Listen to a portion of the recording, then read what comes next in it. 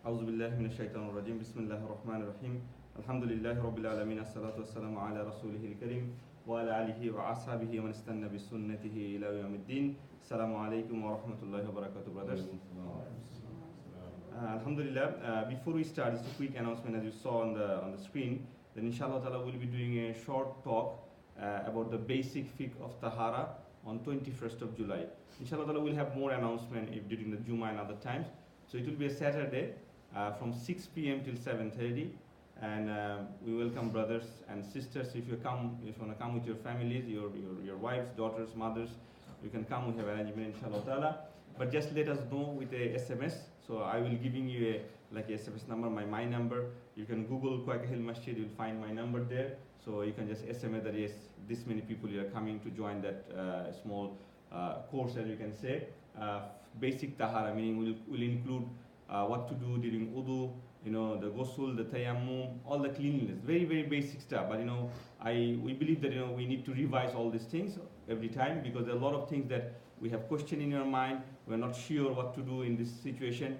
So to cover all these things, inshallah ta'ala in 1.5 hours, so just after Maghrib, maybe around 6 o'clock we'll start, and inshallah ta'ala before Isha 7:30 we'll finish. That will be on 21st of July, and we will make more announcement as we progress to the day, inshallah ta'ala.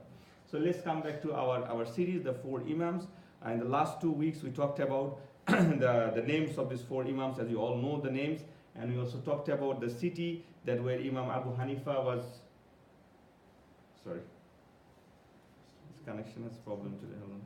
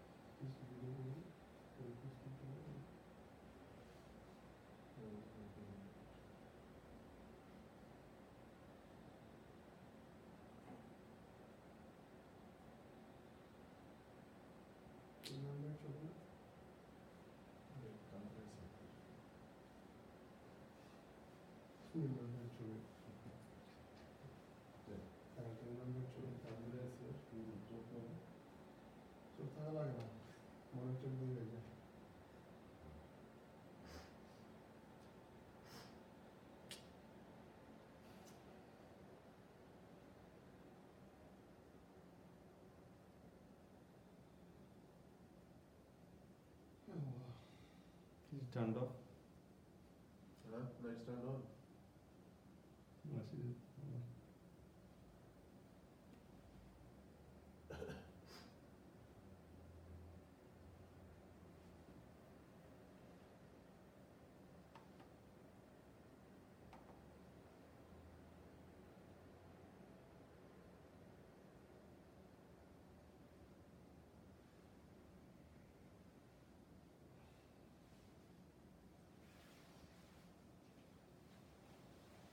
Hopefully it will work now. Let's see, inshallah ta'ala.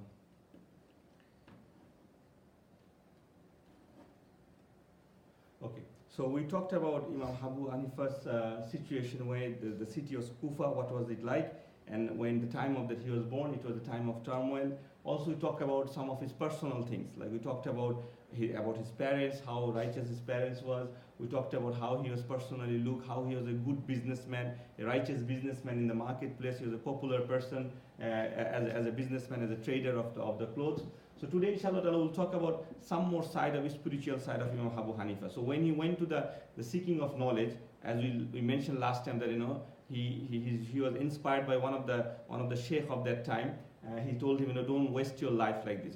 You're a person of, you look like you have, you have basic, knowledge. You have the skill of talking. So you should go and, seek knowledge.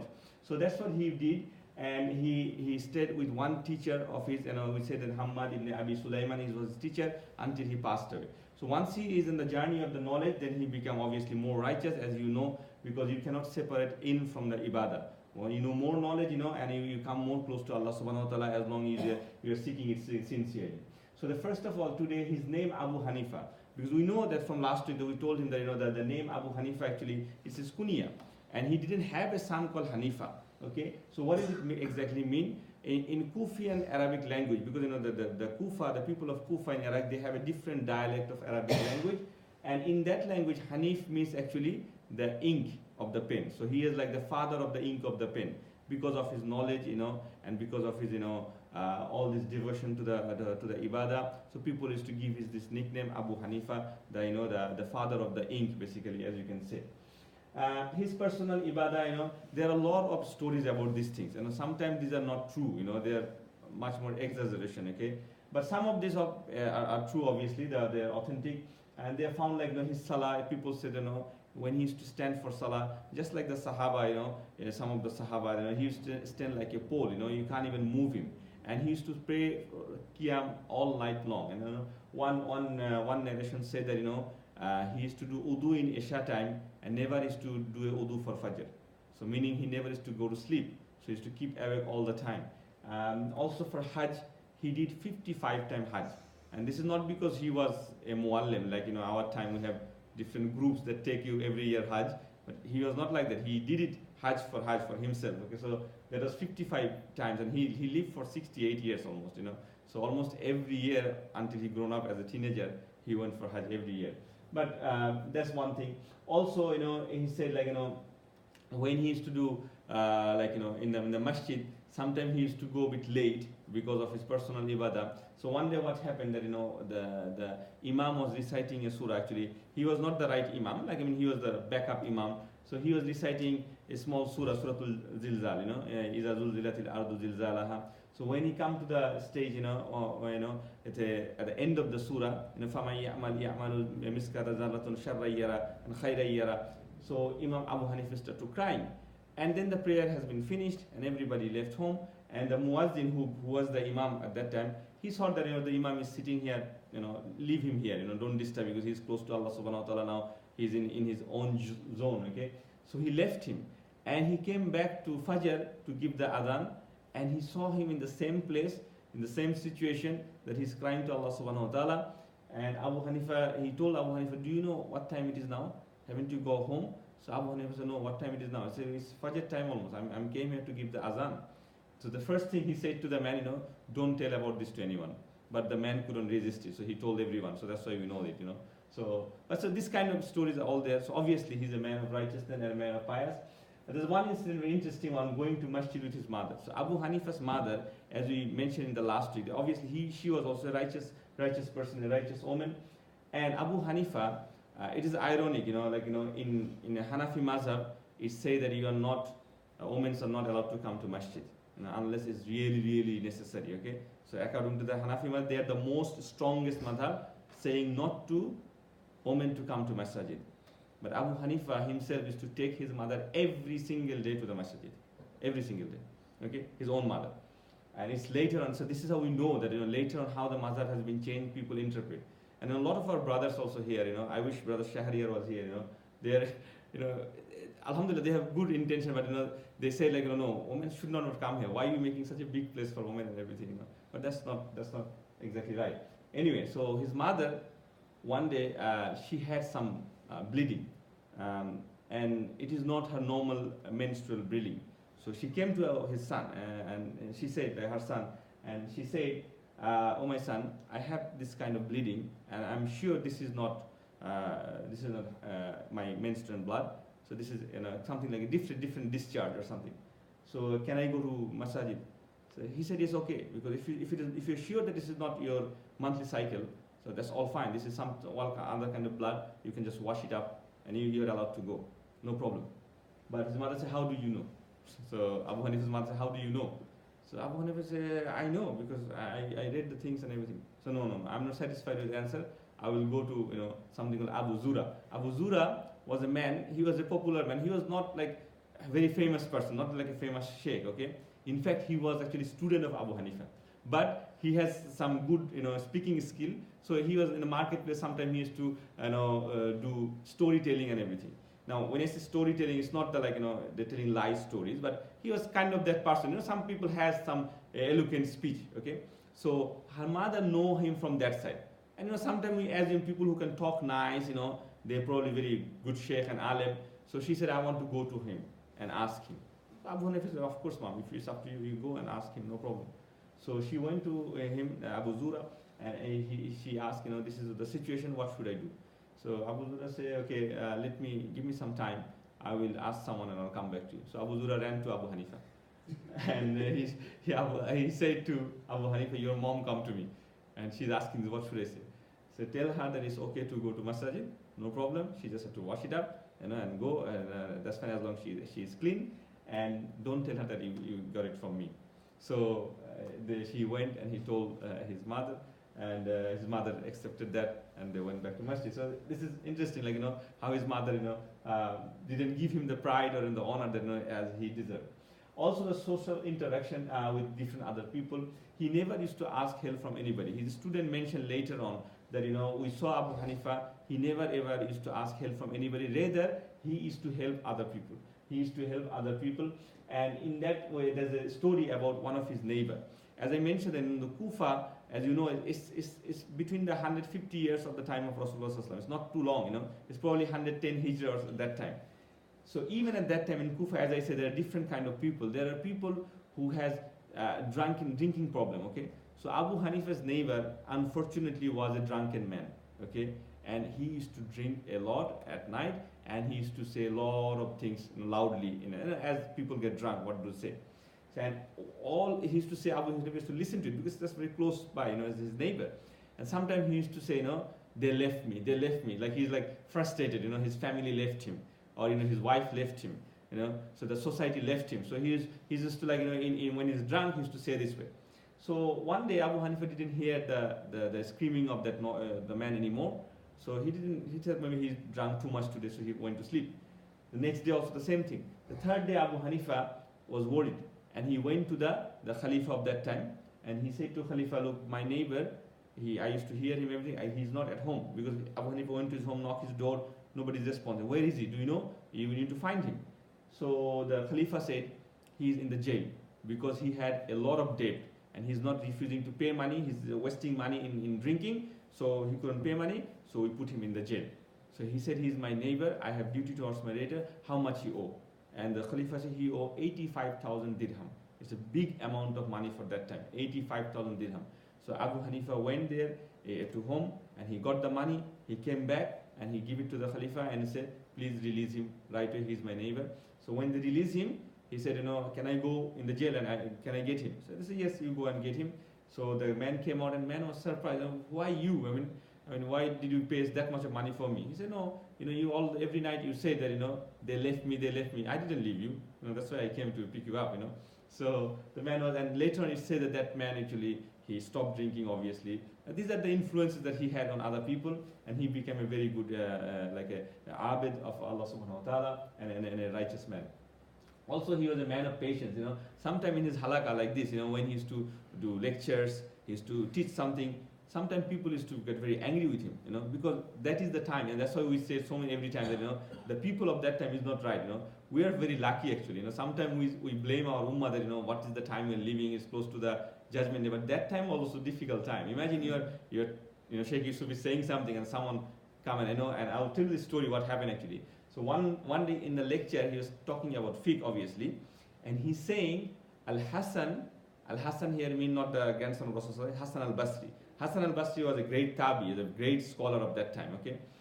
So he said, Al-Hasan al-Basri made a mistake. So he just said that one, he didn't finish the sentence. So one of the men stand up and he said, you ibn Zaniya, you the son of adulteress, how dare you say that, Al-Hasan made a mistake? Imagine, in front of all the people, they say, someone is calling you, that you are the son of Zaniya, like you're a son of the adulteress. Okay, and how dare you talk to like this, and he cursed him left, right, and center, And then the man left. Abu Hanifa didn't say anything, but he just finished his sentence. He said, Al-Hasan al-Basri made a mistake on the opinion of Abdullah ibn Masud. Because Abdullah ibn Masud was a Sahaba. So Sahaba said something and Al-Hasan interpreted wrongly. Obviously, Sahaba's status is much more than Tabi, right? So, but he didn't. He showed his all patience, and he said to Allah Subhanahu wa Taala, Allah, forgive this man, because he said what he doesn't know. And also in sometime in the marketplace also, there's another incident. A man said that he told him as a kafir. He said, you are a kafir. So he said, okay, if I'm a kafir, that's fine. Make dua for me that Allah Subhanahu wa Taala guide me, and also I make dua for you that Allah Subhanahu wa Taala meet you, take you to Jannah together, both of us. So he didn't show his anger or anything. And the next thing is excellent in intellect and debate skill. That was the main skill of Abu Hanifa. And there's so many stories about his debate and how he debated. I just mentioned a few of them.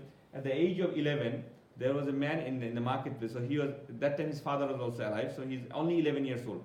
So a man came from Roman, okay?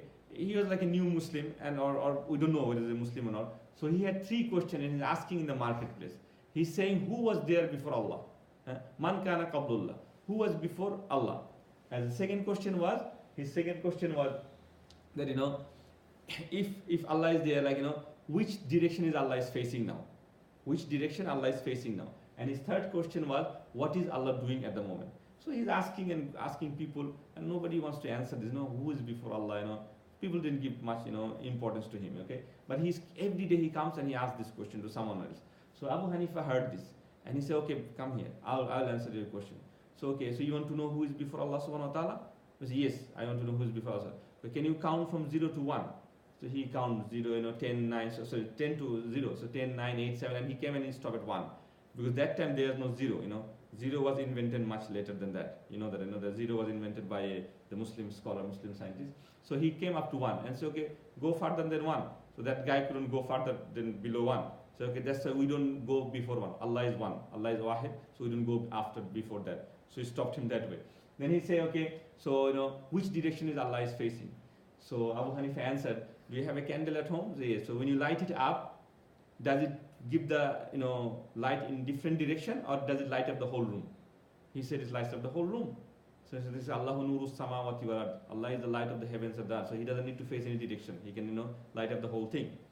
And then his third question, before he answered the third question, he said, Abu Hanifa told him, look, I want to stand on the stool and answer the question. So why?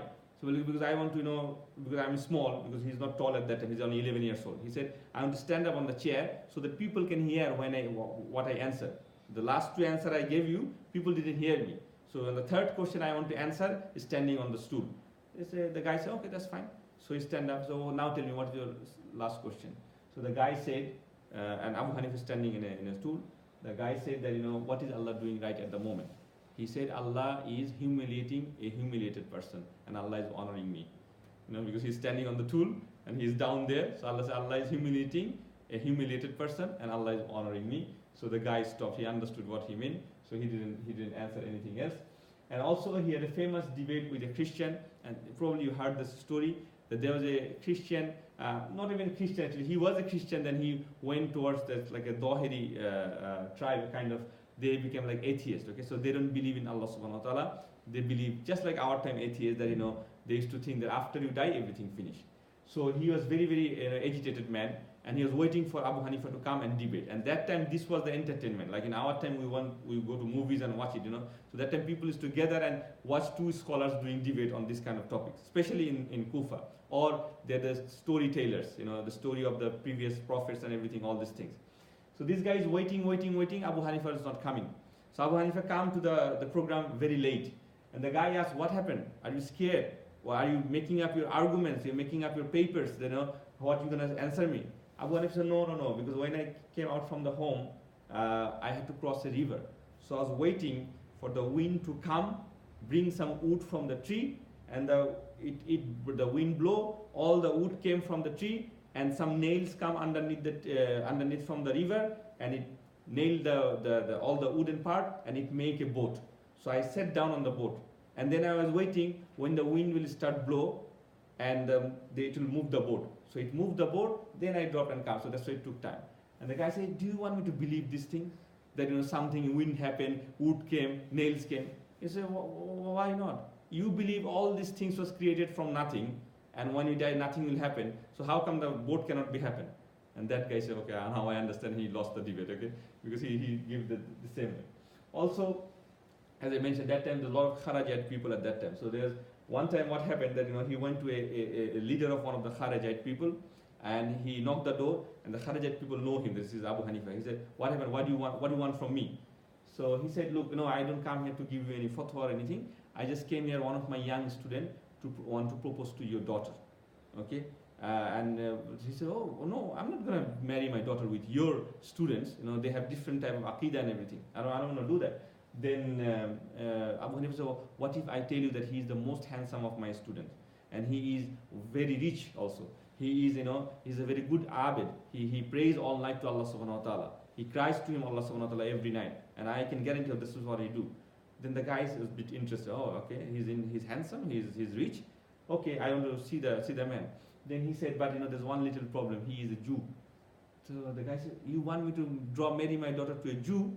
Because the why he said Jew, because Kharijite used to tell that Usman ibn Affan, astaghfirullah, he was a Jew, he was a Yahud, he was a spy of the Jew. That's the opinion of thing. So Abu Hanifa said, "Why not you can marry your daughter to a Jew? Rasulullah sallallahu alaihi wasallam daughter, two of his daughter to a Jew, Usman, right? That's what you said. The two of the daughter of Rasulullah was married to a Jew people, Usman. So why can't you do it?" So the man understood what he's trying to say. And later on, he said that that man actually left the Kharijite group and he came to study with Abu Hanifa. And also, there's another incident about this Kharijite people that he was passing through one valley, and at that time the Kharijite used to have checkpoint in different point. And we know different. When I mentioned in a Sahaba story also, the Abdullah story, that the Kharijite used to catch people on the journey. They used to ask some silly questions to the Muslim people, and sometimes, and we know one of the stories is he was the son of a great Sahaba. Okay, they catch him. Okay, and they used to tell him, ask him this question. If he cannot answer, they used to declare him kafir right then and then, and they used to kill him. So one day Abu Hanifa got caught by a group of this Kharijite on the way with his student, and the student say, "Yeah, Sheikh, today we are finished. They're gonna kill him." Abu Hanifa said, "No, let me handle it. I'll got it." So he went to the Kharijite and he said, "Look, according to I am a kafir, right?" So the Kharijite said, "Yes, you are a kafir. So okay, can you open the Quran and read the verse number 6 of Surah Al-Ma'idah, where Allah subhanahu wa ta'ala said," okay, so he read it actually. And in that ayah, Allah subhanahu wa ta'ala said, when a kafir, a mushrik, comes to you and asks for safety, so take him to the safe place and leave him there. That is the ayah in context of the Fateh Makkah. So he said, "Did you read it? So do you understand?" "Yes, I understand." Because the Kharijite never used to understand the context. They used to, whatever is meaning, they used to understand that. They said, "Okay, it says the mushrik, the kafir, you have to take them to a place of safety. So please take us to a place of safety." So they took him and they put him in the place of safety and they let him go. So this was his skill. There's so many things. And also, actually, that's a man is losing his gold, not gold. Okay. So one day a man came and told him, Abu Hanifa, that "Look, I lost all my money and gold and I couldn't find it. I put it somewhere at my house. I never ever find it." The Abu Hanifa said, "The only way to find it, you go and pray all night. You will find it." So the next morning, the man came and said, "Yes, I found it." I said, "Oh, and why have I found it? When I start praying at night, I pray 2 rakah. Within 2 rakah, I got to remember where I put it. Then how did it happen? What did you do? Did you do something for me? Did you make any special dua?" He said, "No, whenever you stand for prayer, shaitan will come and remind you of all the dunya things. So you stand for the prayer and shaitan came and reminded you where you put the golds." And then the last student for today, that he had a great student called Abu Yusuf. We'll talk about his student next week, inshallah ta'ala.